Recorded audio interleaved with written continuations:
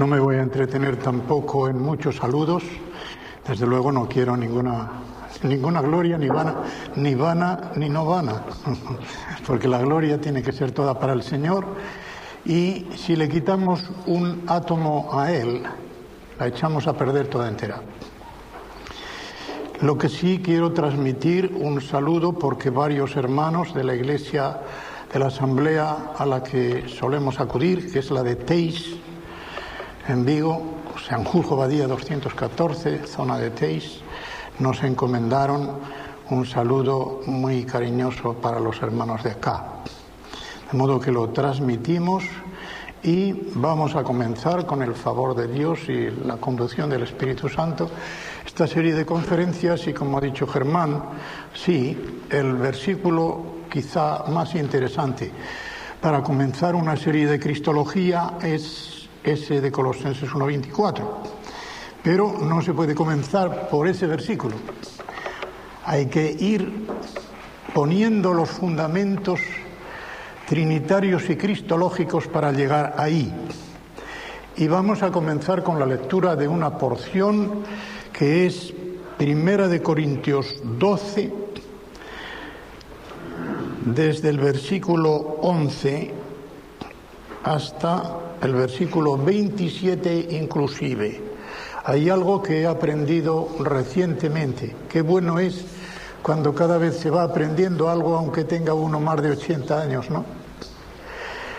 El que renuncia a aprender está olvidando lo que aprendió. De modo que cada uno hemos de tener este afán de saber más y más cada día de las cosas de Dios y de llevarlo a la práctica con la conducción del Espíritu Santo.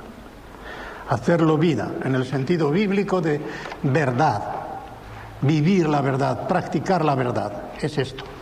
Y como digo, una de las cosas que he aprendido últimamente es que la lectura de la porción de la Biblia debe hacerse clara y solemnemente, porque es algo muy serio. No vamos a leer la palabra de Dios como se lee un artículo de un periódico. Leerlo claro y despacio. Yo he aprendido que hace una diferencia radical cuando se lee de esta forma. Yo lo voy a leer y vosotros lo vais a leer, no fuerte, no en voz alta, pero lo vais leyendo despacio conmigo y veréis cómo ya en la lectura se entienden cosas que no se entendieron cuando se leía deprisa. Dice así la palabra de Dios en esta porción.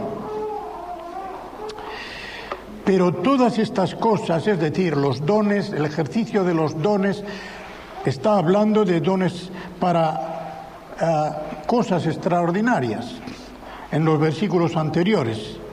Y dice, pero todas estas cosas las hace uno y el mismo Espíritu, repartiendo a cada uno en particular como Él quiere.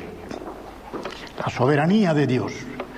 Porque así como el cuerpo es uno y tiene muchos miembros, pero todos los miembros del cuerpo, siendo muchos, son un solo cuerpo, así también Cristo. Dense cuenta de lo que significa aquí la palabra Cristo, porque está significando el Cristo total, no el Cristo físico, no el Cristo que está en los cielos. Es el Cristo como cabeza del cuerpo que es la Iglesia, y de tal manera está identificado con su cabeza que Pablo puede decir, así es Cristo. Así es Cristo, el Cristo total, cabeza y cuerpo. Y ahora lo va a explicar por qué. Porque por un solo Espíritu fuimos todos bautizados, dice el original, hacia un solo cuerpo. La idea no es estática, es dinámica. Es una introducción en algo. Cada persona que recibe al Señor Jesucristo en su vida y ya es convertido, nacido de nuevo, el Espíritu Santo lo introduce en ese gran cuerpo que es la Iglesia y cuya cabeza es Cristo. Esto es lo que significa. Fuimos todos metidos por el bautismo en un cuerpo, sin discriminación, ni de raza ni de condición social, sean judíos o griegos, es decir, el no judío. Para ellos eran griegos, era todo el que no era judío. Sean esclavos o libres. Podía haber dicho millonarios o pordioseros. Es lo mismo. Millonarios o pordioseros. El esclavo en aquel tiempo era lo más bajo que podía ser una persona, porque no tenía derecho ni en su tiempo ni en su vida. Todo su tiempo y toda su vida era del amo. Ya no cabe mayor esclavitud. Libre, un ciudadano con todos los derechos, millonario con 100 esclavos, lo que fuera, todos son iguales en cuanto a esto. Y a estos que se ha introducido, que hemos sido metidos dentro del cuerpo de Cristo, ahora vamos nosotros a recibir algo dentro de nosotros. Vamos a beber del Espíritu. Vamos a beber. A todos se nos dio a beber de un mismo espíritu, con lo cual quiere decir que el espíritu no se conforma con ser un agente exterior que nos introduce y se marcha. No, no, no.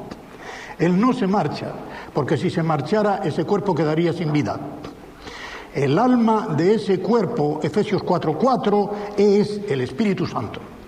El alma de ese cuerpo, el que le da vida, el que hace que esté unido a la cabeza, todo eso es el Espíritu Santo. De modo que lo tenemos que tener dentro, porque si no lo tenemos dentro, no está dentro de la Iglesia, porque la Iglesia es la suma de los sumandos más el Espíritu Santo. Eso es la Iglesia, la suma de todos los que estamos reunidos más el Espíritu Santo que está dentro de cada uno. Y luego tendrá un solo gobernador, que es Jesucristo, y una sola norma de fe y costumbres, que es su palabra. De modo que en ese trío, el Espíritu Santo, la palabra y el único gobernador de Jesucristo, es como se compendia lo que ya la Reforma, los primeros reformadores dijeron, sola fide, sola escritura, sola gracia. Y dice ahora, además, como diciendo, entendamos, el cuerpo no es un solo miembro, sino muchos. Nuestro cuerpo no es ojos todo el cuerpo. Tiene que haber ojos, tiene que haber pies, tiene que haber manos, tiene que haber lengua, tiene que haber nariz. A esto va. No es un solo miembro, sino muchos. Y esto va a tener una consecuencia muy grande que viene enseguida en el versículo. En el versículo siguiente. Si dijere el pie, porque no soy mano, no soy del cuerpo, por eso no será del cuerpo. Yo cuando llego a este versículo hago la siguiente ilustración porque no se puede pasar adelante si no se hace esto. El pie pertenece al mismo cuerpo que la mano. Y si el pie y la mano pertenecen al mismo cuerpo, han de tener que pasar por las mismas vicisitudes, para bien y para mal. Nos clavamos una espina, Dios quiera que no, pero supongamos que nos clavamos una espina en un pie. ¿Cómo reacciona el cuerpo entero? Lo primero, los ojos. ¿Qué pasa? Me he pinchado, me duele ahí. Y en el momento en que los ojos ven dónde está la herida, la mano va allí a quitar la espina. Suponeos vosotros que los ojos dijeran, no me importa, no es cosa que me interesa a mí. Eso es del pie, pero no es mío. ¿Qué pasaría? Y que la mano dijera, pues yo tampoco quito esta espina. ¿Por qué voy a hacer ese esfuerzo yo de abajarme a recoger la espina? Diríais, eso no puede ser. Hermanos y hermanas, esto es lo que significa en la Iglesia. Si hay un hermano que es un miembro del mismo cuerpo que nosotros y tiene una espina, que tiene un problema, que tiene algo que le está molestando, que está pasando por un periodo muy malo de su vida, los demás hermanos no pueden decir, eso no me interesa a mí, allá él, allá ella. No, no, no. El que dice eso está faltando ya de inmediato a la noción misma de Iglesia, cuerpo de Cristo. Ya está faltando. De modo que todo problema y toda cosa que haya en cualquier hermano o hermana de la asamblea es asunto de todos, no es asunto de la persona que lo está sufriendo, es asunto de todos. Y en la medida en que esto sea prácticamente asunto de todos, la asamblea irá hacia arriba. En la medida en que nos desconectemos de las necesidades ajenas, la asamblea irá para abajo. Eso es inevitable. Eso es inevitable. Y todo lo demás que se hable de espiritualidad y de tal y de cual son fanfarrias si no atendemos a este punto principal, básico, bíblico. De modo que esto lo debemos de tener. Y sigue el apóstol, y si dijere la oreja, porque no soy ojo, no soy del cuerpo, por eso no será del cuerpo. Claro. La oreja y el ojo. Lo que es, ¿habéis visto lo que es un sordo mudo? Cosa fuerte, ¿verdad? Ahora, un sordo, mudo y ciego. Lo hemos visto en la televisión. Un sordo, mudo y ciego. Y decimos, qué pena, pero esta persona, ¿para qué sirve en el mundo? ¿Qué hará esta persona que ni oye, ni ve, ni puede hablar? Pues bien, un sordo, mudo y ciego puede ser entrenado de forma que sea útil a sí mismo y a los demás. Qué cosa, ¿verdad? Pues en la Iglesia habrá algún sordo espiritual, mudo espiritual, ciego espiritual. No lo puede haber. No lo puede haber por lo que veremos después. Dios no hace inútiles ni mutilados de guerra. En el momento en que una persona entra en el cuerpo de Cristo, que es la Iglesia, ya no puede ser inútil, porque Dios le dará un don, por lo menos uno, quizá le dé más. Y ese don no se lo da para que lo deje inactivo, se lo da para que lo practique, se lo da para que lo ejercite, y para que lo ejercite primariamente para provecho de la asamblea, secundariamente para provecho suyo. Esa es la diferencia que hay entre los dones y la gracia. Los dones los da Dios, el Espíritu Santo concretamente, para beneficio primero de la comunidad y de retruque sobre el individuo que los ejercita. La gracia salvífica es al contrario.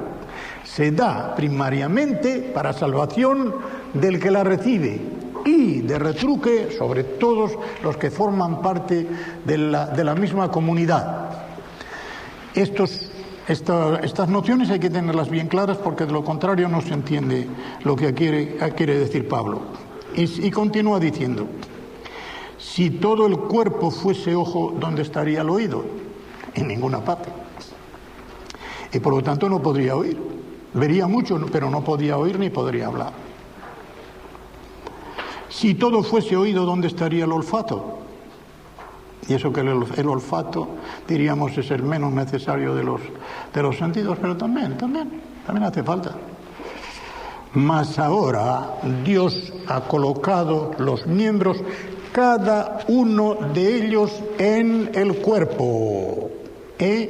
Cada uno de ellos en el cuerpo como Él quiso. De forma que aquel que está haciendo de ojos, que primeramente, ¿quién está haciendo de ojos en la asamblea más que nadie? Aunque todos tienen que ser ojos, pero hay un ministerio especial en la asamblea para ojos. ¿Qué significa? Supervisores o sobreveedores. Los que Dios ha colocado en cierta altura, pero no para que sean jerarcas, sino para que desde esa altura puedan ver mejor.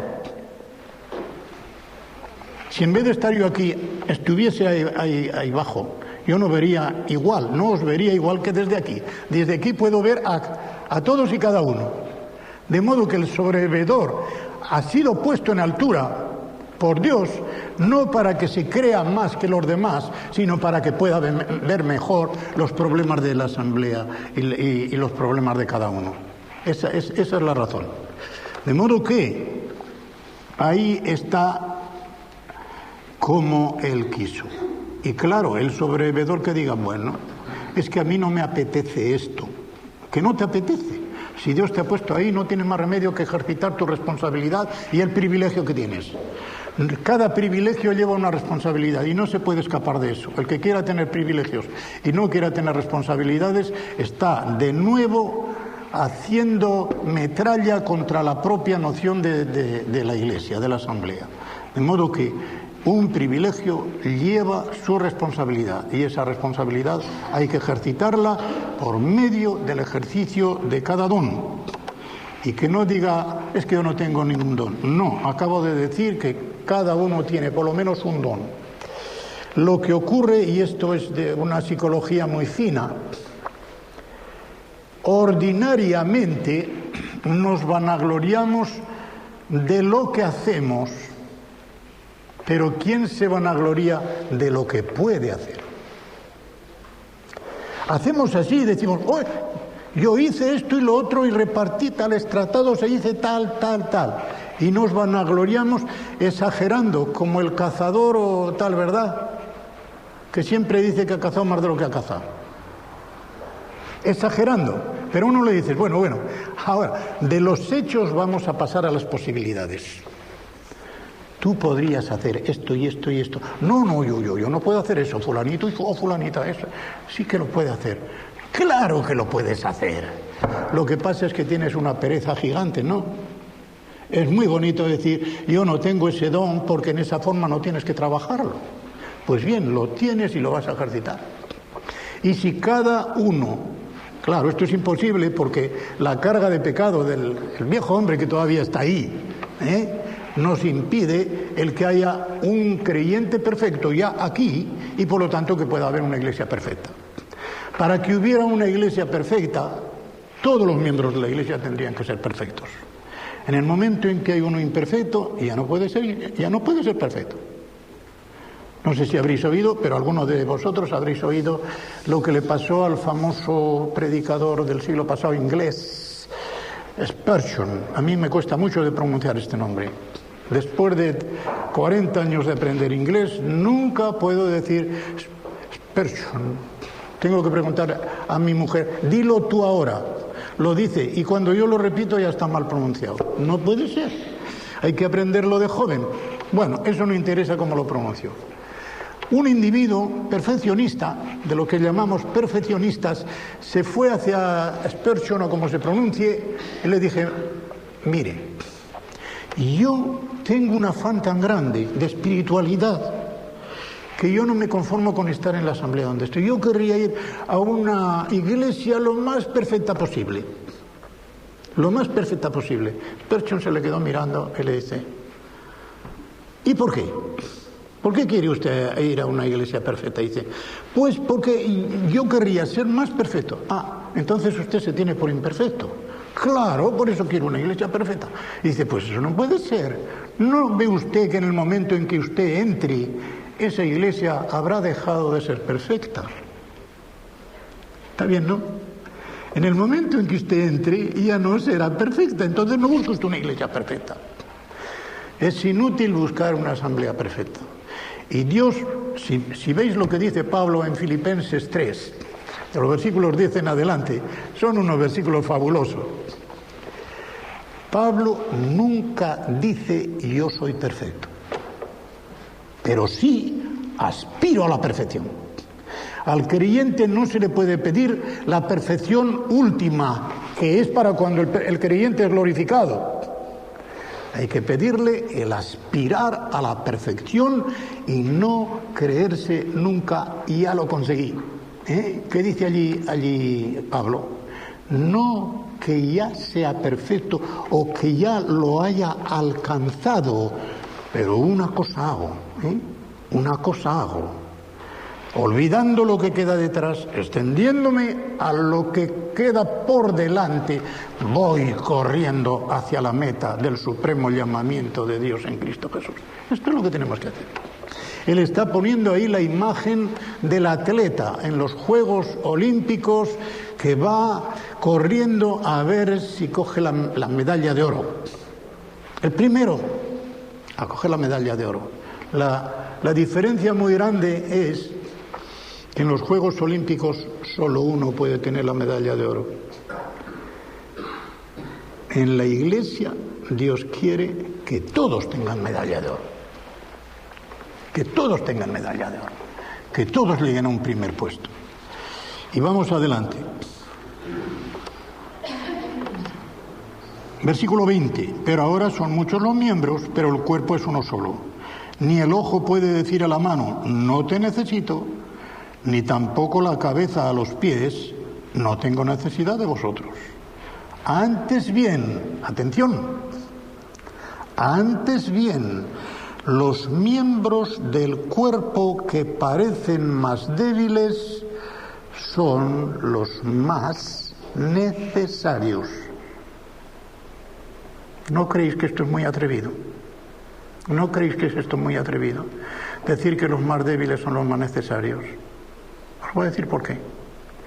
El miembro más débil de la congregación tiene un don, que más que don es una gracia que se da a todos, en que puede decir, yo no sirvo para predicar, yo no sirvo ni siquiera para cantar, pero yo puedo orar. Y muchas veces lo que los líderes creen que son triunfos suyos por su predicación o por su tal y por su cual, es algo que Dios da como recompensa de la oración de los débiles, de aquellos que parecen que ni pueden predicar, ni pueden hacer nada, ni cantar ni nada, pero están orando ahí en su banco, y cuando el predicador va a subir al púlpito dicen, Señor, ilumínale, dale palabras de poder, dale enseñanzas que nos sirvan. De modo los más débiles son los más necesarios. Y ahora va a decir algo más gordo. Y a aquellos del cuerpo que nos parecen menos dignos, ya nos podemos figurar qué clase de miembros son, ¿no? A esos los vestimos más dignamente. Y los que en nosotros son menos decorosos se tratan con más decoro. ¿Sabéis dónde está aquí la aplicación en la Iglesia? Fulanito, fulanita, eso apesta. O fíjate qué traza tiene. O fíjate qué vestido lleva. O fíjate qué tal y cual. ¿Cómo se viste a los desnudos en la Iglesia? Con amor. Tratándolos como si fueran príncipes de sangre real, como lo son. Son hijos de Dios, hijos del Rey. Son príncipes de sangre real. Vayan como vayan vestidos. Vayan como vayan peinados. Y tengan la figura y la tacha y la facha que tengan. Hay que vestirlos más decentemente. Y digo, se visten con amor cuando nuestros ojos los ven como lo que son interiormente y nuestra lengua los trata como los debe tratar. Así, esto es lo que significa, poniendo la ilustración de lo que son los miembros que parecen menos decorosos del cuerpo y los protegemos vistiéndolos mejor para que nadie nos vea al desnudo. Para que nadie nos vea al desnudo. Que nadie pueda ver al desnudo lo que parece que son miembros menos decorosos dentro de la asamblea, sino que nuestro amor los tape convenientemente. Porque los que en nosotros son más decorosos no tienen necesidad de esa vestidura. Los que ya están bien parados, y tienen labia y tienen figura y son tan guapos y son tan guapas, ¿para qué? Déjalos que se vean como son porque tienen buena facha. A los que hay que vestir son a los que tienen mala facha. Pero Dios ordenó el cuerpo dando más abundante honor al que le faltaba. Así hizo Dios, dando más honor al que le faltaba, para que no haya desavenencia en el cuerpo, sino que los miembros todos se preocupen los unos por los otros. ¿Habéis leído alguna vez tan despacio una porción así? ¿Verdad que se ilumina solamente con leerla? Solamente con leerla despacio y pensar lo que estáis leyendo, lo que se descubre. Y puede decir uno, oye, pues yo no me había fijado en esto. Tantas veces habíamos leído esto como un artículo de periódico, pero ¿qué dijo? Pues no sé. ¿De dónde lo sacó? De Primera de Reyes, capítulo tantos. Ah, bueno, ya lo veremos en casa. De manera que, si un miembro padece, todos los miembros se duelen con él. Y si un miembro recibe honra, es decir, honor, todos los miembros con él se gozan. Vosotros pues sois el cuerpo de Cristo y miembros cada uno en parte, en particular. Pero no me dejo una cosa que hay en el versículo 26. Si un miembro padece, todos los miembros se duelen. Esto, hermanos y hermanas, no es muy difícil. Dolerse con el hermano que está sufriendo no es muy difícil, sobre todo si tú no sufres. Si tú sufres, sí, sabrás lo que es con dolerse, con padecer, padecer con otro, ¿verdad? Eso es compadecer. Compadecerse, si significa algo en el diccionario, es padecer con otro que está padeciendo. Y una persona que no ha pasado por una experiencia nunca va a entender lo que le está pasando a otra, porque es una situación totalmente diferente. Para entender una experiencia ajena hay que haber pasado por esa experiencia. Y el que no ha pasado por esa experiencia no lo entiende. Una persona que diga, he perdido a mi hijo único, le acompaño en el sentimiento. ¿Qué me va a acompañar, hombre? Usted no puede acompañarme en el sentimiento porque usted no puede sentir lo que yo estoy sintiendo. ¿Ha perdido usted a algún hijo? Ay, no, pues qué suerte tiene, pero si lo pierde alguna vez, lo que Dios no quiera, entonces sabrá lo que es perderlo. ¿Veis la diferencia que hay? ¿Ves la diferencia que hay? Pero voy a decir algo más gordo. Quizá si una persona ha perdido el hijo, sabrá compadecerse de otra que lo ha perdido. Pero ¿qué pasa cuando la persona no ha perdido un hijo, sino que ha ganado 5 millones? Los ha ganado bien, tiene un negocio que le ha salido próspero y en el negocio gana 5 millones. Nos gozaremos con él. ¡Uy, qué difícil! No es tan difícil dolerse con los que se duelen, porque el que se duele con otro está poniéndose en una plataforma superior. Yo me rebajo a condolerme contigo porque yo no estoy pasando por el mismo dolor que tú pasas. Pero si lo que estás pasando es una elevación, me ascendieron, ¿sabe? Yo estaba antes en la oficina de tal y tal y tal, pero me llamó el jefe y me dijo, no, arriba. Y dices, pues hermano, me alegro muchísimo. Uy, qué difícil es.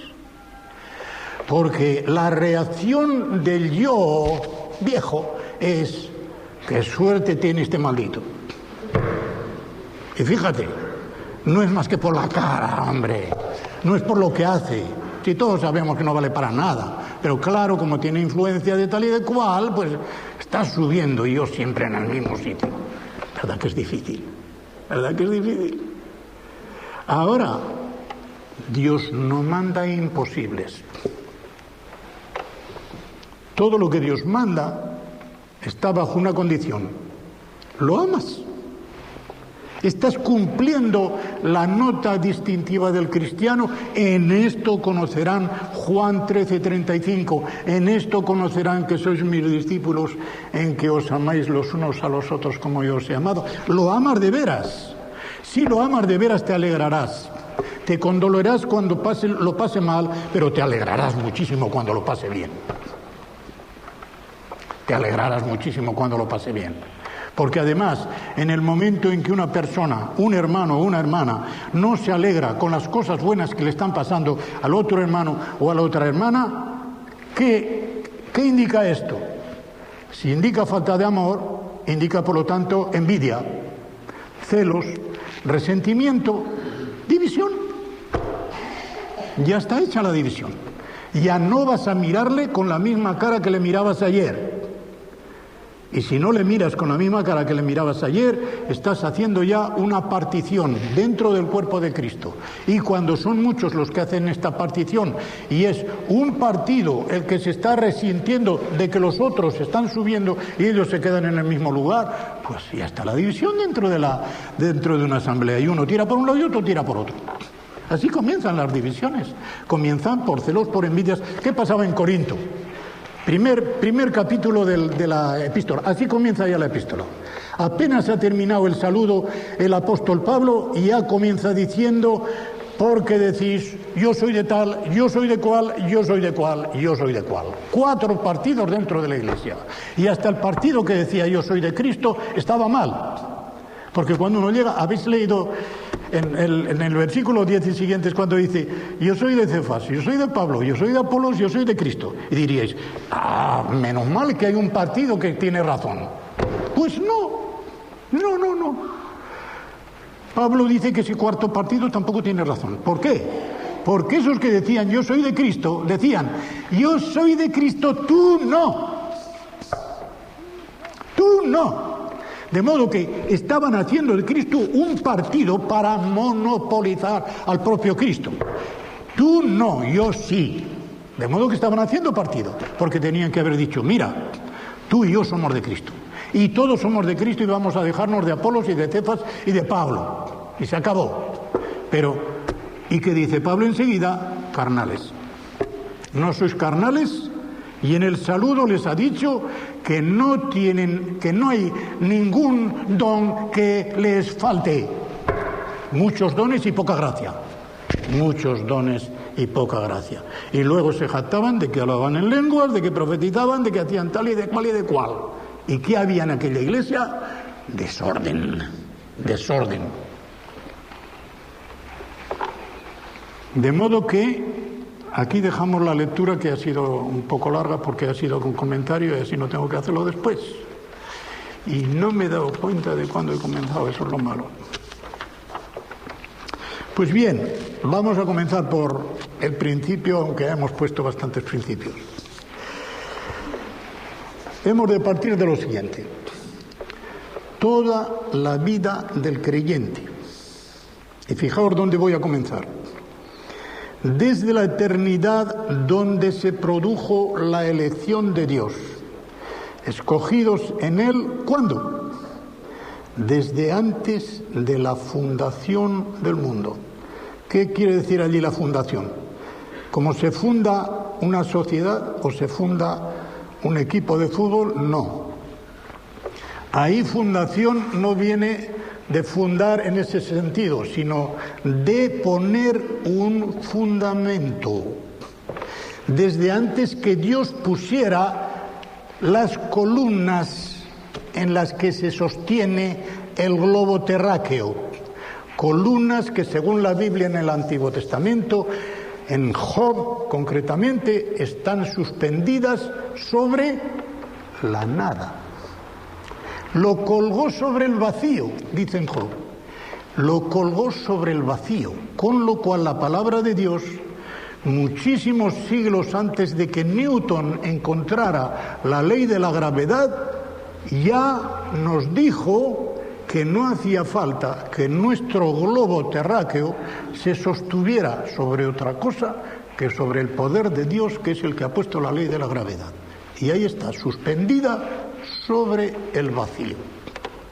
De modo que desde la elección que se hizo en la eternidad hasta la glorificación final que nos introducirá en el cielo, todo se lleva a cabo en unión con Cristo, que según Colosenses 1 en el versículo 16, en Él, por Él y para Él fueron hechas todas las cosas.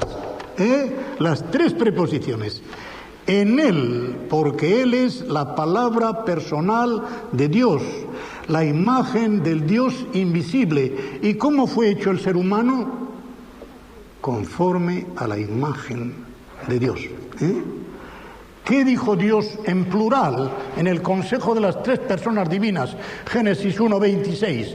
Hagamos al hombre, al ser humano, Adán en hebreo, hagamos al ser humano en nuestra imagen, conforme a nuestra semejanza. En nuestra imagen. ¿Cuál es la imagen? En Dios. La imagen es el Hijo. Es la palabra personal del Padre, donde el Padre expresa, aunque esto no es de Trinidad, pero es conveniente saberlo. En el Hijo, el Padre expresa todo lo que tiene, todo lo que hace y todo lo que es. Expresar es un verbo que viene de exprimir,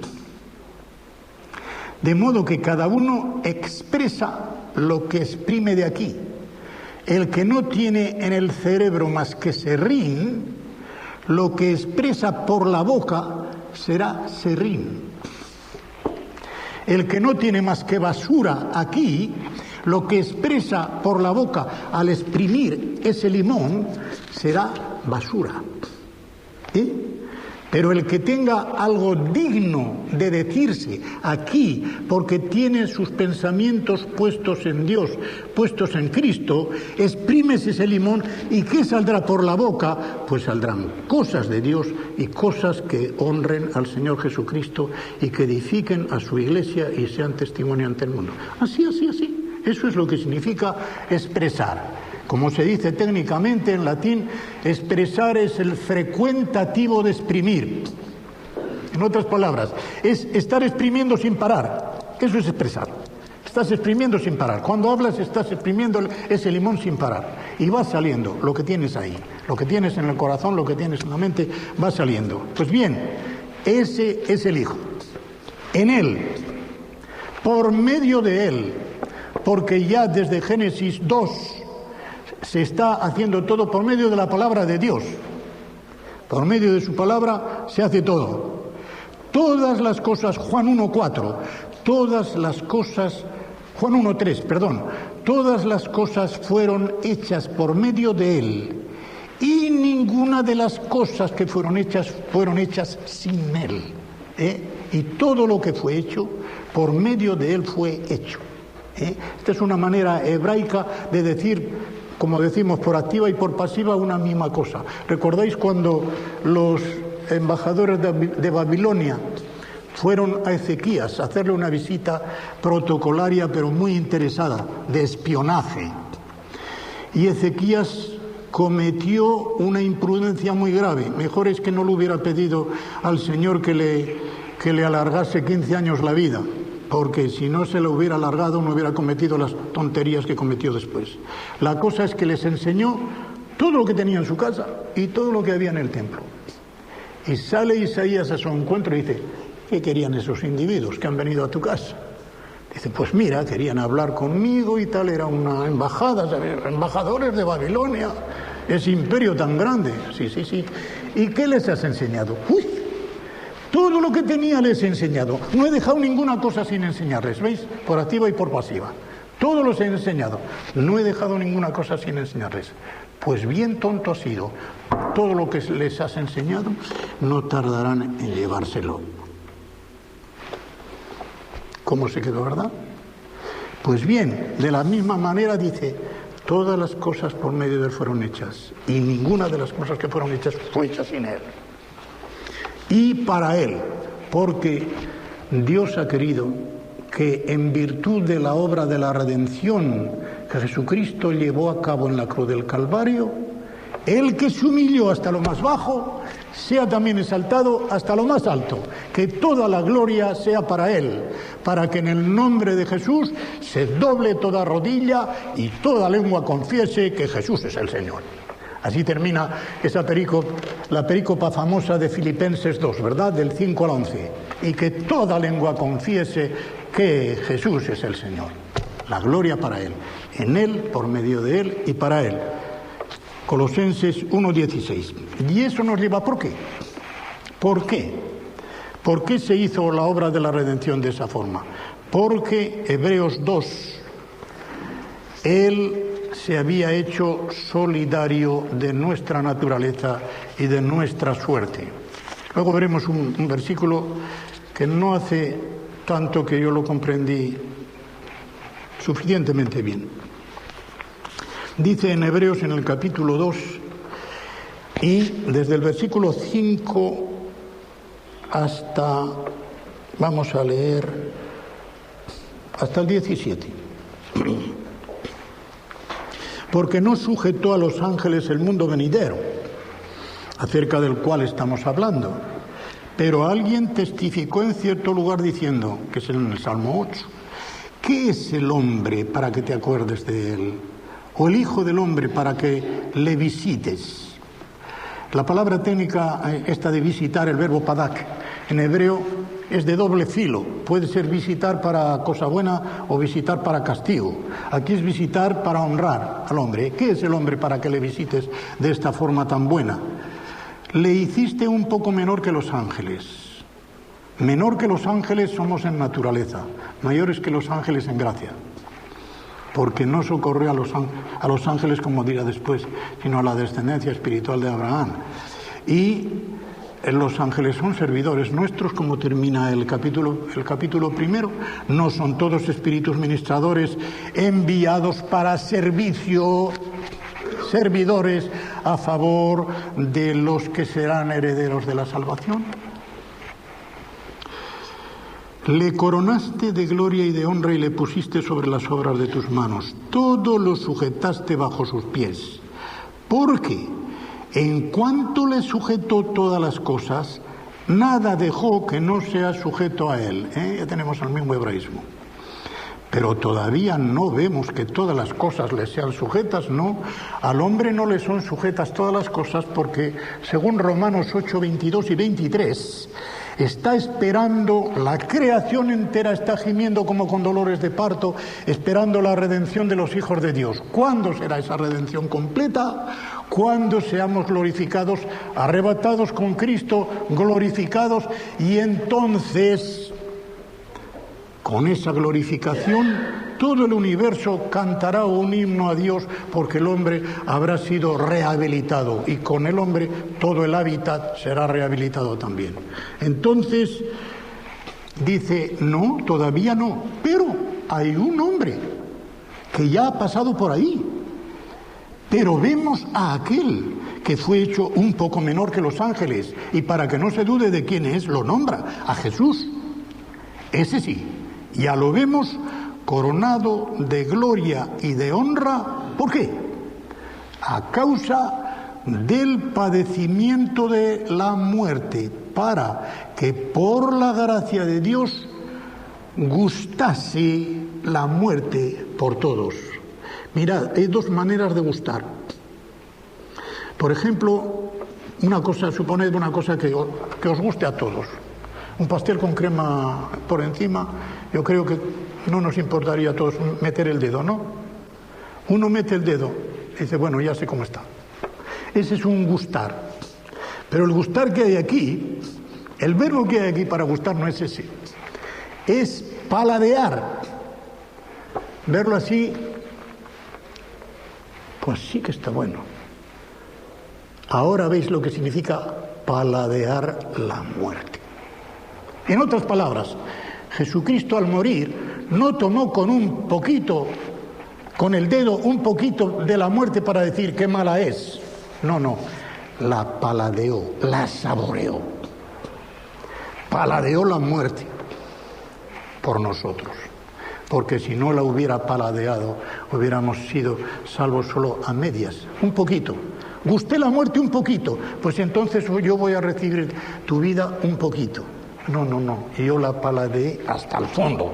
Entonces tengo seguridad de que tendré tu vida también hasta el fondo. Está haciendo un quid pro quo, como se dice, ¿eh? Él está haciendo una cosa para que nosotros tengamos la otra. Él está paladeando la muerte para que nosotros podamos paladear la vida. ¿Y qué ha tenido que hacer para eso? Pues meterse dentro de nuestra raza. Así que, paso por alto los versículos 11, 12 y 13. Así que, por cuanto los hijos, que somos nosotros, participaron de carne y sangre, una cosa tan opaca y tan pesada y que molesta al espíritu tantas veces, también él participó de lo mismo para destruir por medio de la muerte al que tenía el imperio de la muerte, es decir, al diablo, y librar a todos los que por el temor de la muerte estaban durante toda la vida sujetos a esclavitud, mejor que servidumbre. La palabra es esclavitud, porque ciertamente no socorrió a los ángeles, sino que socorrió a la descendencia de Abraham, por lo cual debía ser en todo semejante a sus hermanos para venir a ser misericordioso y fiel sumo sacerdote en lo que a Dios se refiere para expiar los pecados del pueblo. Ahora, en Romanos 8:3 el apóstol dice una cosa gordísima que, si no se entiende como la voy a explicar, se pierde bastante.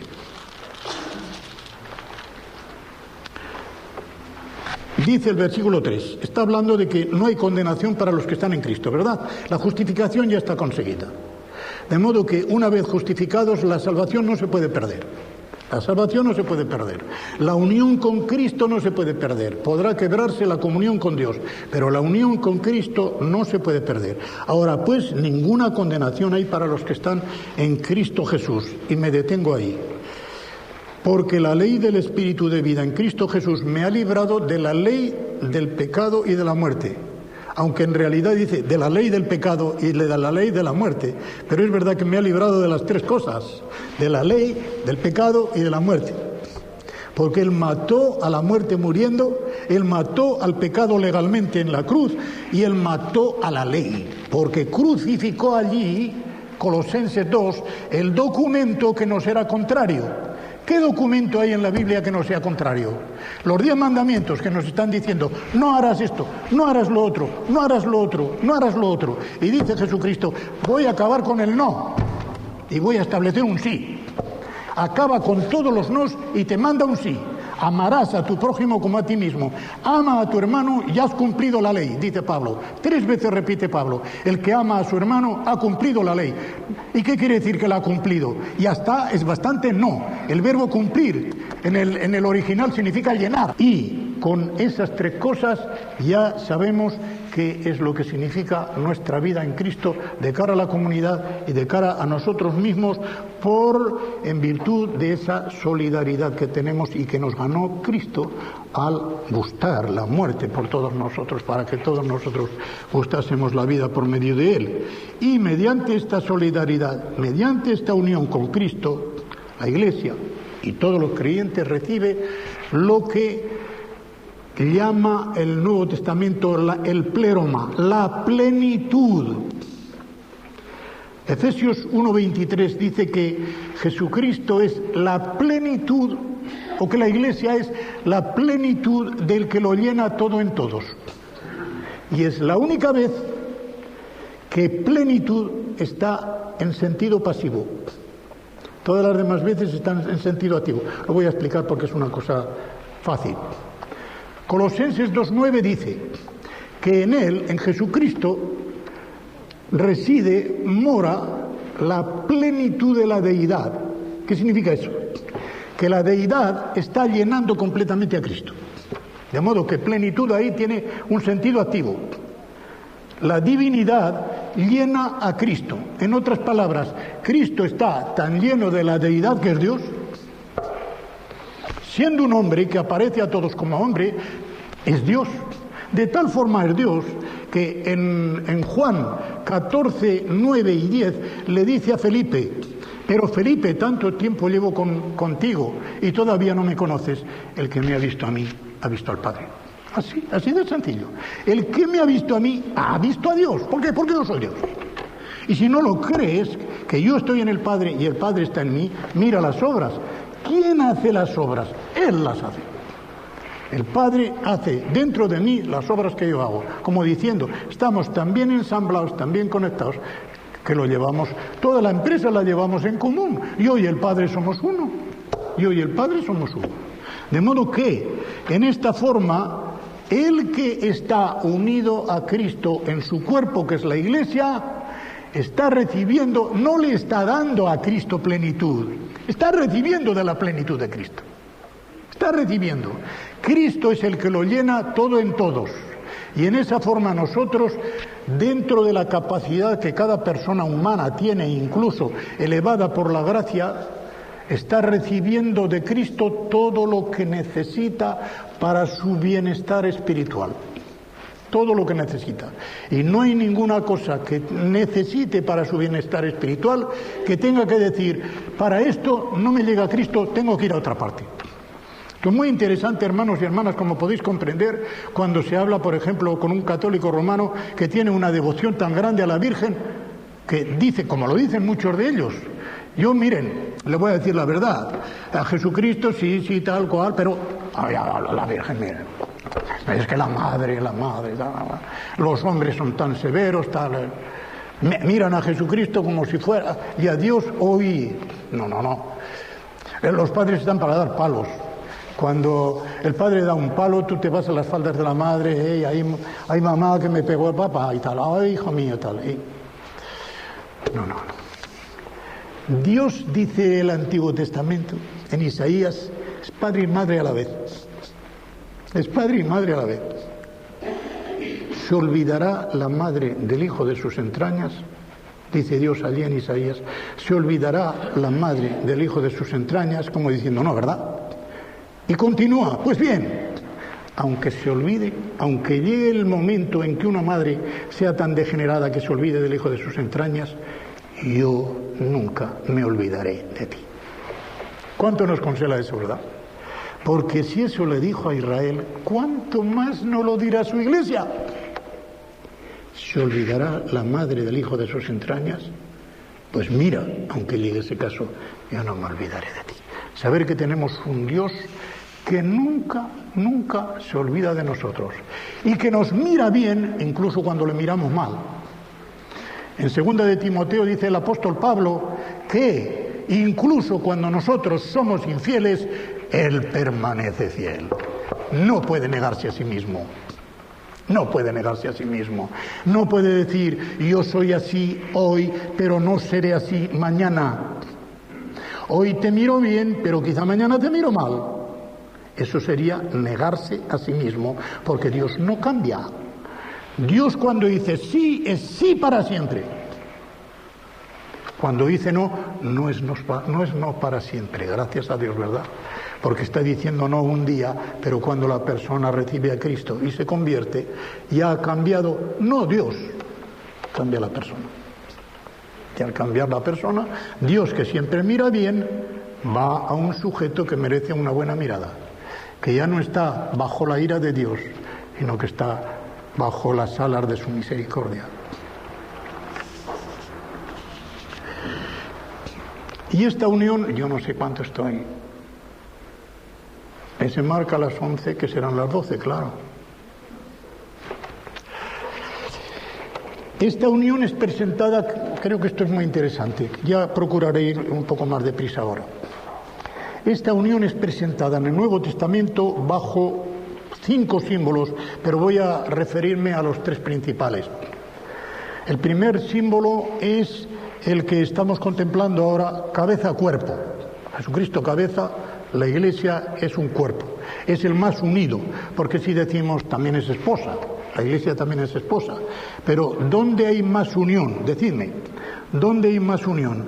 ¿Entre la esposa y el esposo o entre los miembros de un mismo cuerpo? Los miembros de un mismo cuerpo hay más unión. Tanto es así que cuando en Efesios 5 el apóstol está dirigiéndose a los casados, les dice a los hombres que amen a sus esposas como Cristo amó a su Iglesia. Y tiene que ir enseguida a Génesis 2:24 para decir que nadie aborreció jamás a su propia carne, sino que la fomenta, la calienta y la cuida. Entonces, si somos de la misma carne que el Señor Jesucristo, quiere decir que la esposa no solamente es un ser que se une para compartir la misma suerte, sino que a la vez va a ser una misma carne. algo parecido a lo que son los miembros del cuerpo de Cristo dentro de la Iglesia. Así que una esposa creyente con un esposo creyente tiene una doble unión espiritual, cuidado, espiritual. Además de la unión física que tendría aunque no fuera salvo, tiene la unión espiritual bendecida por Dios dentro de un matrimonio de creyentes y la bendición que tienen los dos como miembros de un mismo cuerpo que es la Iglesia. Entonces, este es el primero. El segundo es cepa y pámpanos. Es el injerto, injertados en él, Romanos 6, Juan 15, yo soy la vid, vosotros los pámpanos, etcétera, etcétera. Lo miraremos un poquito más. Y el tercero es la piedra angular y el edificio. Piedra angular y el edificio. Muy curiosamente, cada uno de estos símbolos tiene un escritor sagrado donde predomina, excepto el primero. El de cuerpo, cabeza, solamente lo emplea Pablo. Y él dice que a él, en Efesios 3, a él le fue revelado este misterio. ¿Cuál es el misterio en Efesios? El misterio en Efesios es algo secreto en los designios de Dios que solamente fue descubierto y revelado a Pablo en la nueva dispensación. En el Antiguo Testamento no se supo nada de esto. En el Antiguo Testamento estaba predicho que no solamente los judíos habían de entrar en el reino, sino que también llegaría un día en que los gentiles entrarían. Pero lo que no fue predicho es que judíos y gentiles llegasen a formar un solo cuerpo en el Mesías. Un solo cuerpo en el Mesías, de modo que el que unos y otros formasen un solo cuerpo en el Mesías en un día lejano entonces era un misterio en los secretos de Dios, Deuteronomio 29:29, y que fue revelado a su tiempo y a una persona particular, a Pablo y no a los demás, Y él es el que lo enseñó y por medio de él lo supieron los demás apóstoles y escritores y por medio de él la Iglesia sirve de profesora a los propios ángeles. Porque en Efesios dice que por medio de la Iglesia los propios ángeles conocen las cosas de Dios. Y en Primera de Pedro, en el capítulo 1, en el versículo 12, dice algo más. Que viendo estas maravillas que Dios ha hecho en la Iglesia, los ángeles abren una ventanita en el cielo y se agachan para mirar lo que está pasando. Y lo están mirando con mucho interés. ¿Por qué? Porque no era cosa para ellos. Lo están aprendiendo por medio de la Iglesia. No hace mucho tiempo oí una frase que la repito. En cuanto a las cosas espirituales del misterio de la Iglesia, cada creyente, aunque esté sentado en el último banco y sea el más pobrecito y más ignorante de la congregación, es un profesor de religión en cuya clase están sentados los ángeles como alumnos. ¿Verdad que está bonito? Cuando uno se percata de ese papel, de que un creyente es por derecho nativo, un profesor de religión en el buen sentido, en cuya clase los propios ángeles tienen que ser alumnos, porque ellos no han sido hechos para ser maestros de la Iglesia, sino para ser discípulos de la Iglesia. Pues bien, el primero, como digo, es exclusivo de Pablo y hace un énfasis en la solidaridad, en la unión que tiene que haber en la Iglesia. El segundo predomina en Juan. Lo de la planta predomina en Juan, que tiene un capítulo entero en el Evangelio, en 15 palabras del propio Señor Jesucristo, todo ello. Y el tercero predomina en Pedro, y vais a ver por qué. Me voy a lanzar un poco más adelante, y comienzo por el tercero. Lo encuentro muy interesante. ¿Recordáis la promesa del Señor Jesucristo a Pedro en el Evangelio de Mateo, capítulo 16, versículo 18? Lo cogemos un poquito de más arriba.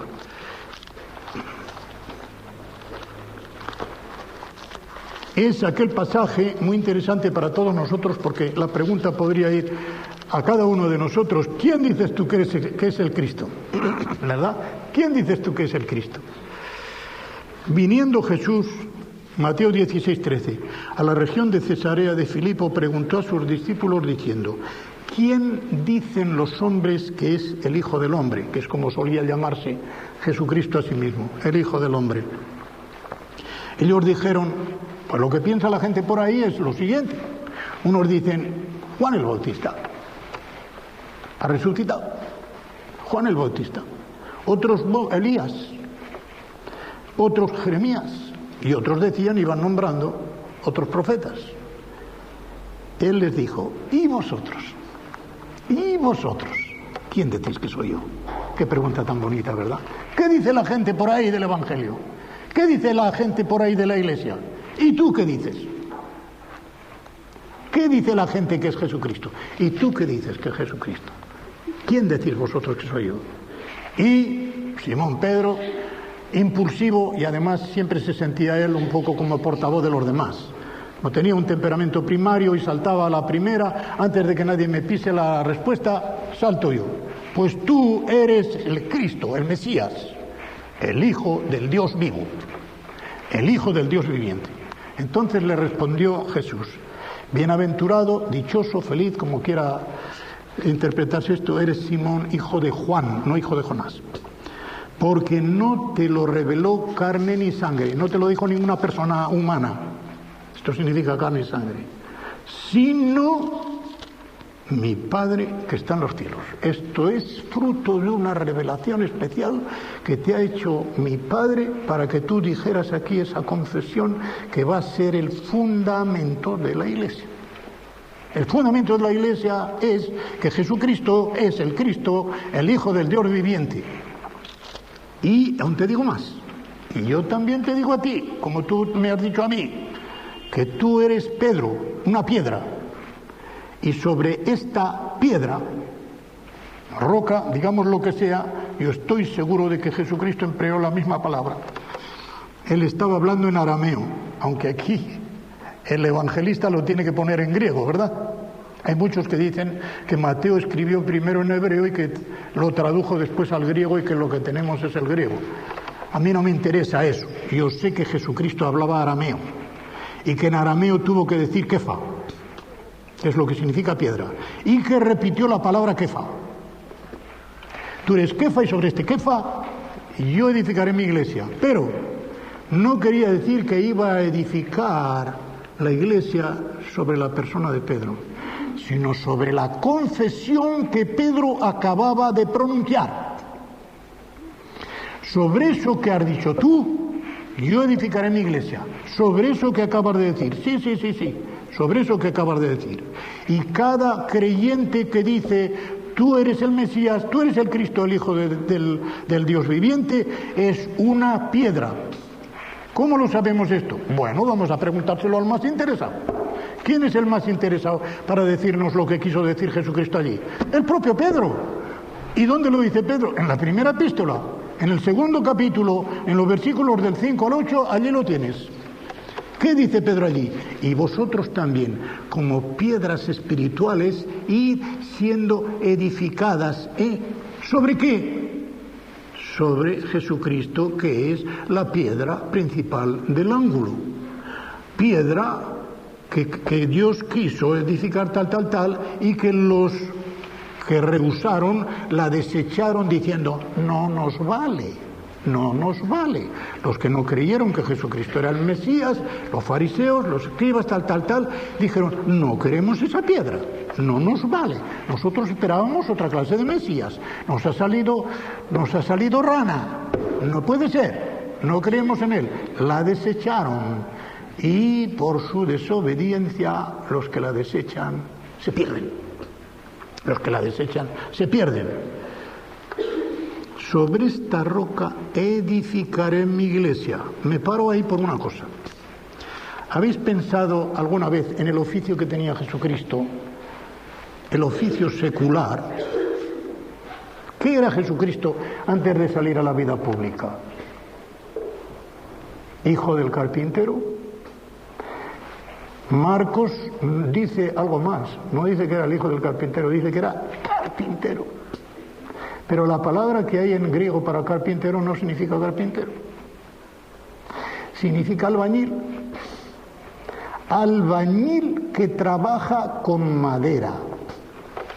Eso es lo que significa. En otras palabras, en un pueblo como Nazaret, pequeño, de poca monta, José y luego Jesús, hasta que salió a predicar, eran el hácelo todo. 7 oficios. Hay una persona en donde yo me crié, en Tarazona, que ya se le quedó de mote. ¿A dónde vas? A casa del 7 oficios. ¿Por qué? Porque él era fontanero, albañil, carpintero, todo lo hacía él en el barrio, todo. ¿Quién? 7 oficios. Pongámosle esto a José y luego a Jesucristo. ¿A dónde vas? Al 7 oficios. De modo que Jesucristo y antes José hacía de todo. Pero la palabra es tecton. ¿Cómo se llama al jefe de los albañiles? Arquitecto. ¿No es así? ¿Qué significa arqui? Jefe. Arquijefe, tecto, albañil. De modo que si dice el Evangelio que era tecto, era un albañil. Y si era un albañil, bien podía construir la iglesia, porque era su oficio. Yo construiré la iglesia. ¿Y qué ha llegado a ser la iglesia? La esposa de Cristo. De modo que el marido construyendo a la mujer. Vamos a ir a otro sitio y vais a ver una cosa muy interesante. Génesis 2, versículo 22. Y de la costilla que Jehová, a mí me gusta decir Yahvé siempre, y de la costilla que Yahvé Dios le sacó al hombre, tomó del hombre, ¿qué hizo? No hizo, está mal traducido. El verbo hebreo significa edificó. Edificó una mujer, construyó una mujer. Construyó una mujer. En el capítulo mismo 2, en el versículo 7, ¿cómo hizo al hombre? Formó, moldeó significa. Dios aparece en 2:7 como un alfarero a la rueda haciendo un vaso de arcilla. Y está allí a la rueda. Es el antropomorfismo para significar lo que es Adán, el ser humano. Un vaso de arcilla, y cuando ya el vaso está completo, sopla de su propio pecho un aliento en las narices de aquel organismo. Y así llegó a ser Adán un ser viviente. Entonces Yahvé Dios moldeó al hombre del polvo de arcilla, porque Adamá significa tierra roja. Adamá, tierra roja, y de ella sacó a Adán. Y Dam significa sangre. De modo que en círculos concéntricos se pone Adamá, que empieza por H y termina por H, Adamá, tierra roja. Un poco más adentro, Adán, el ser humano, y más adentro, Dam, sangre, que es el símbolo de lo rojo. De modo que saca de allí y sopla. Al soplar Dios tiene que alentar, en la forma en que está aquí expresado. ¿De dónde alienta? De su propio pecho. ¿Qué sale del pecho de Dios? El Espíritu Santo. El soplo es el Espíritu. Y el Espíritu Santo entra en ese organismo y no solamente lo hace vivo, sino que lo pone en comunión con Dios, porque le ha dado el Espíritu Santo con ese soplo. Y fue el hombre un ser viviente. Entonces sí, después de poner en su nariz un aliento de vidas, tan plural, vidas, fue el hombre un ser viviente. Pero en el 22 a la mujer la construye, y ya desde antiguo ya la tradición fue pasando de un lado a otro en las distintas generaciones, de que el hombre era el cazador y la mujer la constructora. Y así está en uno de los lenguajes más antiguos que hay, que es el sánscrito. Las dos raíces, la raíz pa y la raíz ma, de donde viene padre y madre, Pa significa el sustentador, o sea, el que trae el que trae el alimento, el que trae el jornal, diríamos hoy, ¿verdad?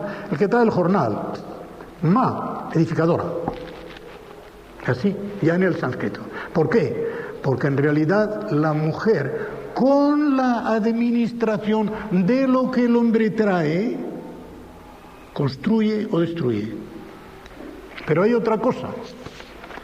Si el verbo baná significa construir, todas las palabras que tienen que ver con esa raíz entrarán ahí. ¿Cómo se dice piedra en hebreo? Eben. Ebenecer, piedra de ayuda, ¿no? Eben, ecer ayuda, piedra de ayuda. ¿Cómo se dice hijo? Ben. Ben, hijo. De modo que verdaderamente la mujer es la que construye, porque de la mujer es de la que salen los hijos que son las piedras de la familia. Así lo entendían los judíos y esta es la mentalidad semítica, la mentalidad hebraica para entender. Pues bien, Jesucristo, el albañil que construye a su esposa misma, la iglesia, de la misma manera que Dios, el primer hombre, al sacar esa costilla, construyó a la mujer. Y el hombre que no había visto nada semejante a él en todo lo que Dios le había presentado de los animales, después de ponerles nombre, cuando le lleva la mujer a Adán, después de que se le pasó la anestesia divina, digo yo, lo anestesió de alguna forma, ¿verdad?, para aquella operación quirúrgica, vuelve ya y se lo presenta. Y la mira y dice, ¡hombre, ahora sí! Esto sí que es carne de mi carne y hueso de mis huesos, como diciendo, es una expresión para decir, esto ya es un semejante. Y por eso la llamó, ¿cómo? Varona, porque del varón fue tomada. Ish se dice varón en hebreo, Isha, la mujer. Hasta que no salió la mujer de la costilla de Adán, no había nombre para decir varón y mujer, no lo había. No lo había. Mirad, la palabra que hay aquí en Génesis 1:27 no dice varón y hembra, no. Macho y hembra, que no es lo mismo. Porque en el primer capítulo el hombre está puesto con todas las demás cosas que Dios ha creado y por lo tanto también con los animales. Será un ser muy diferente de los animales. Pero en cuanto al sexo, macho y hembra, como los demás, para que se reproduzcan.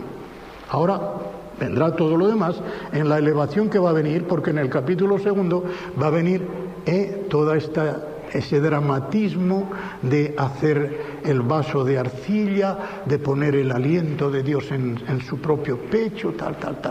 Ya viene otra cosa más íntima. Por eso el nombre de Yahvé no entra hasta que no entra el capítulo 2. De ahí entendemos que la división está mal hecha. Ya sabéis que la división de capítulos y de versículos no es inspirada. La se hizo en algún tiempo como pareció mejor. Pero el capítulo 1 tenía que terminar en el versículo 3 del capítulo 2. Y bendijo Dios al día 7 y lo santificó, porque en él reposó de toda la obra que había hecho en la creación. Ahí termina el capítulo, debería terminar el capítulo 1. Del capítulo 2, ya digo, me paso por alto una cosa, la diferencia que hay entre piedra y la piedra angular, acrogoniaios. Esta palabra solamente sale en 2 lugares, en Efesios 2:20 y en Primera de Pedro 2:6, solo. En Efesios 2:20 dice, siendo edificados sobre el fundamento de los apóstoles y de los profetas y siendo Jesucristo la piedra principal del ángulo.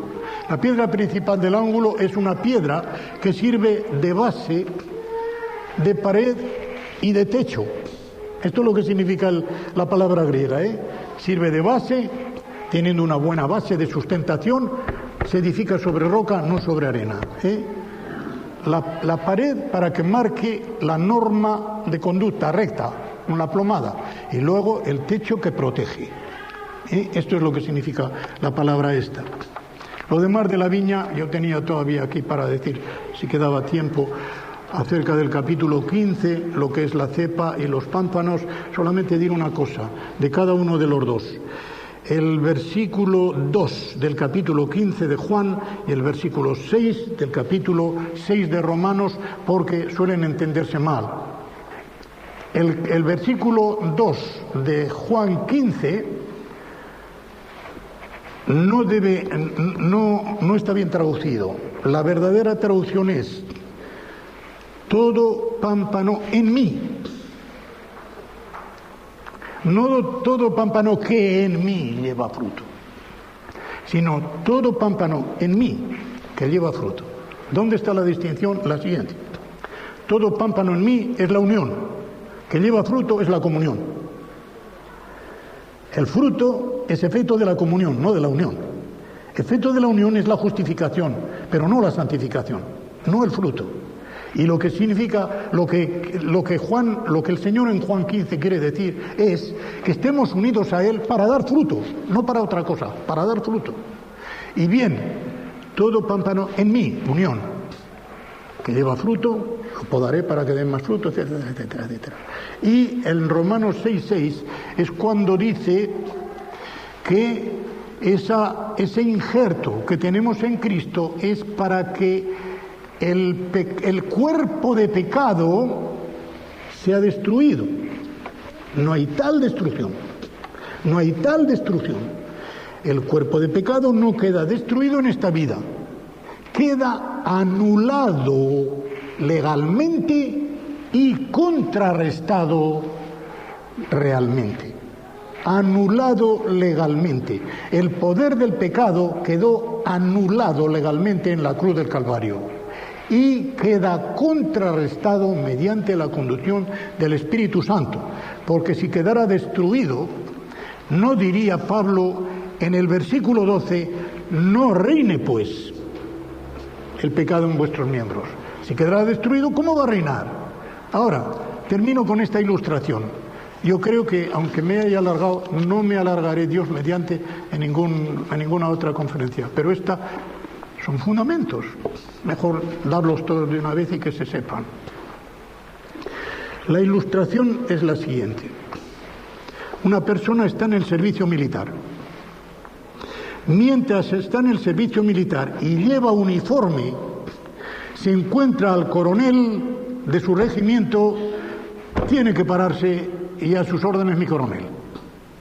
Pero lo licencian del servicio militar. Se viste de paisano, se encuentra al coronel y no tiene por qué pararse ni decir a sus órdenes mi coronel. ¿Por qué? Porque al salir del ejército salió de la jurisdicción del coronel. El coronel ya no manda en él. Pues bien, lo que dice Pablo en este capítulo es: mirad, habéis salido de la jurisdicción del diablo y del pecado.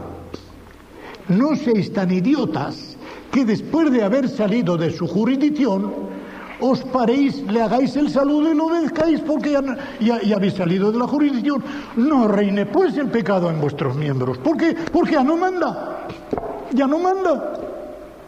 Esto es lo que quiere decir. Ya no manda, no lo obedezcáis porque estáis haciendo el tonto. Estáis obedeciendo a un jefe que ya no es vuestro jefe. Si se entiende esto, no hay más que decir, y creo que todo el capítulo 6 se entiende ya de lleno. Termino aquí.